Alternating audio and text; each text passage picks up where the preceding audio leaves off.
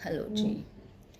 अम, कहीं पर सुना था मैंने कि औरत के लाइफ में तीन इम्पोर्टेंट चीज़ें होती है। इम्पोर्टेंट यानी उसका गुरूर। एक औरत की खूबसूरती वो उसका पहला गुरूर होता है, और दूसरा गुरूर उसका पति, वो भी अगर बहुत प्यार करने वाला हो तो, और वो जिसे सबसे ज़्यादा प्यार करती है तो फिर तो बात ही क्या है। बराबर। और तीसरा गुरूर उसके बच्चे होते हैं।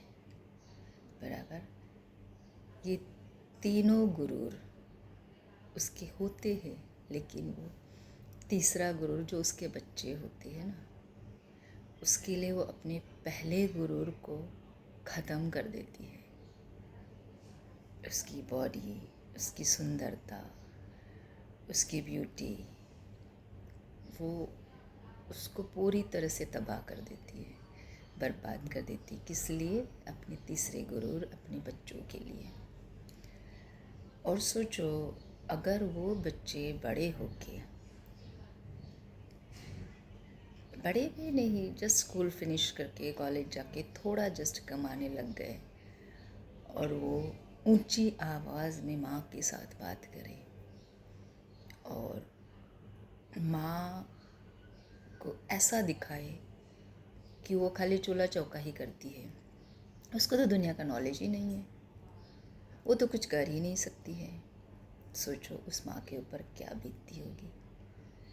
अरे, आजकल के बच्चे ये सोचते हैं कि बस हम पढ़ लिख लिए, थोड़ा सा क्या पढ़ लिए तो अपने आप को पता नहीं उन्हें दुनिया का ज्ञान आ गया।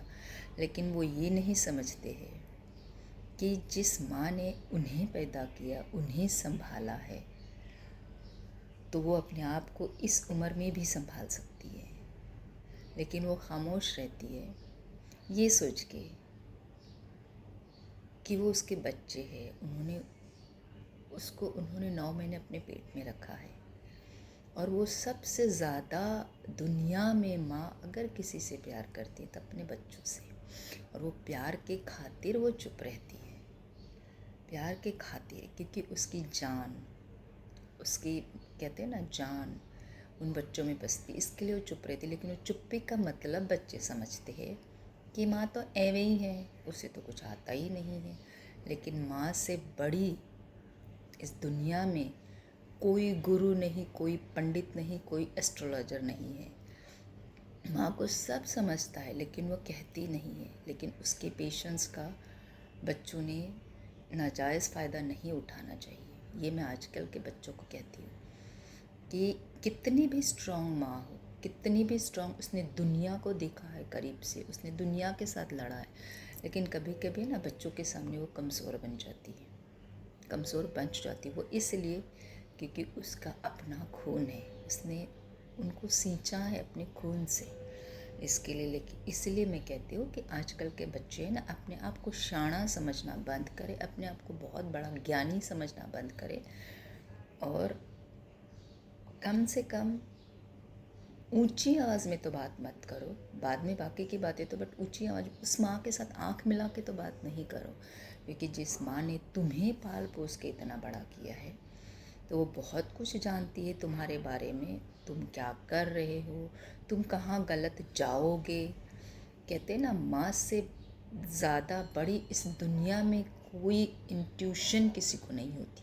वो सबसे बड़ा गुरु तुम्हारे घर में तुम्हारी माँ है। इसके लिए मैं कहती हूँ उस बच्चों से कि कोई भी चीज़ करना है तो माँ से पूछ के करो, क्योंकि उसे पता होता है ये अच्छी है या बुरी है, पता नहीं, उसे एक इंट्यूशनल पावर होती है माँ को, क्योंकि उसके जितना बड़ा गुरु इस दुनिया में कोई नहीं है। इसके लिए मैं हर उस बच्चे को कहती हूँ, क्योंकि आजकल की जनरेशन को जिस तरह मैं देख रही हूँ, अपने आप को पता नहीं क्या समझती है, दो पैसा क्या कमाने लग गए हैं, थोड़ा सा एजुकेशन क्या हो गया, तो ऐसे समझते हैं कि बाप रे हम हैं तो दुनिया में कुछ भी नहीं है, फिर हमारे माँ बाप भी कुछ नहीं है। इसके लिए मैं उन बच्चों को कहती हूँ कि थोड़ा अपने संस्कार में रहो, ये हिंदुस्तान है। हिंदुस्तान को इसी के लिए दुनिया में माना नहीं जाता है। आज भी माँ के पाँव छू के, माँ के पाँव छू के पानी पीते हैं, धो के पानी पीते हैं बहुत से लोग। ये संस्कार नहीं तो फिर बाहर के देश और हमारे देश में कोई फ़र्क नहीं रहेगा।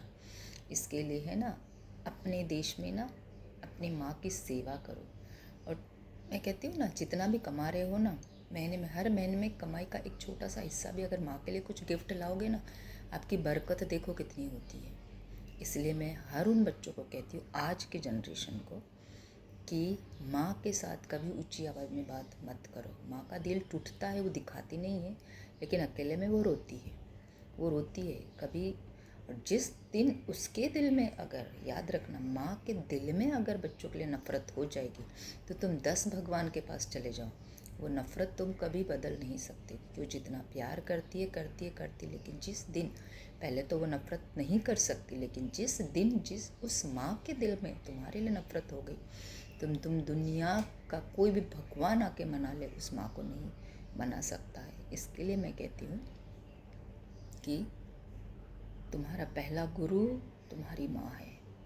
इसके लिए आज का मेरा कहने का यही दिन था कि हैप्पी विमेंस डे है, आज इंटरनेशनल विमेंस डे है। इसके लिए मैं कहती हूँ कि बच्चों ने, कोई बाहर की औरतों तो छोड़ो, बाहर की विमेंस तो छोड़ो, अपनी माँ की इज्जत कर लो। आज के दिन माँ के पाँव छू लो, माँ का आशीर्वाद ले लो, ये तुम्हारे लिए विमेंस डे हो जाएगा, उस माँ के लिए विमेंस डे हो जाएगा। क्योंकि उसे दुनिया की दुआएं नहीं चाहिए, उसके दुनिया का प्यार नहीं चाहिए होता।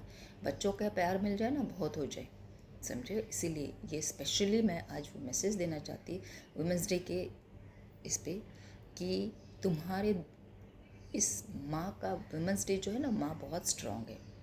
वो पहले भी स्ट्रांग थी, बाद में भी स्ट्रांग है, और अभी भी स्ट्रांग है। जो तुमको पैदा कर सकती है तो वो बहुत कुछ कर सकती है। इसके लिए उसको लेट गो मत करो, समझो। वो तुम्हें प्यार करती है, इसलिए तुम्हें बर्दाश्त करती है।